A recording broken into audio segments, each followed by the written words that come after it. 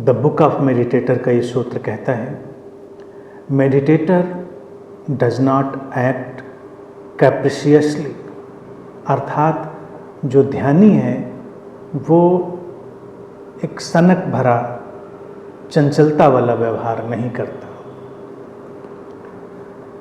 Acting कैप्रिशियसली यानी कि एक झक वाला व्यवहार, सनक वाला, जैसे किसी को लगता है कि बस मेरे अंदर भाव उठाया, एक तरंग उठाई, मेरे अंदर एक उचंग आ गई और मैंने ऐसा कर दिया, ये वाली जो बात है, ध्यानी से सावधान रहता है। जबकि अगर सामान्य प्रचलन में देखेंगे तो एक बड़ी रोचक सी बातें आती है कि लोगों को ये बात पकड़ जाती है, अक्सर ध्यानियों को पकड़ जाती है कि हम तो भाव से चलते हैं, हमारे अंदर भाव आया तो हमने ये कर दिया, हमारे अंदर भाव आया तो हमने वो कर दिया, या हमारे अंदर ये करने का भाव नहीं उठ रहा है। यानी कि वो उचंग, वो तरंग, जिसको अगर ठीक से देखा जाए तो एक कैप्रिशियस फीलिंग है, एक झक वाली, सनक वाली फीलिंग, वो तुम्हारे अंदर नहीं उठ रही।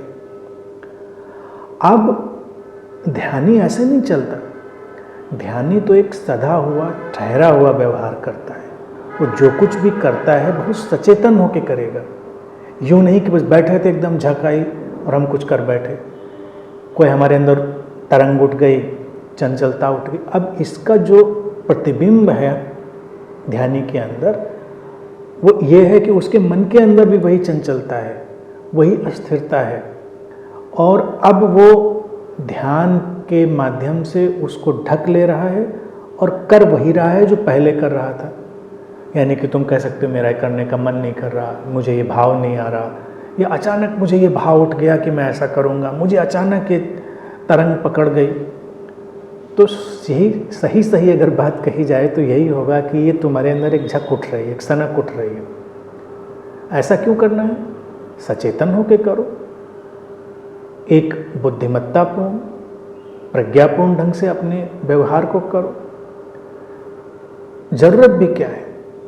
क्योंकि अगर तुम किसी सनक झक के शिकार होगे या अपने मन की वो जो तरंग और उचंग की भावदशा उसके शिकार होगे, तो उसकी समस्या क्या होगी?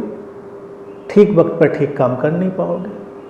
जब ठीक वक्त पर कुछ करना होगा तुमको लगेगा इसका भाव नहीं आ रहा, तुमको लगेगा कि ये हमसे हो नहीं पा रहा, या इसका हमको ऐसा धक्का नहीं आया।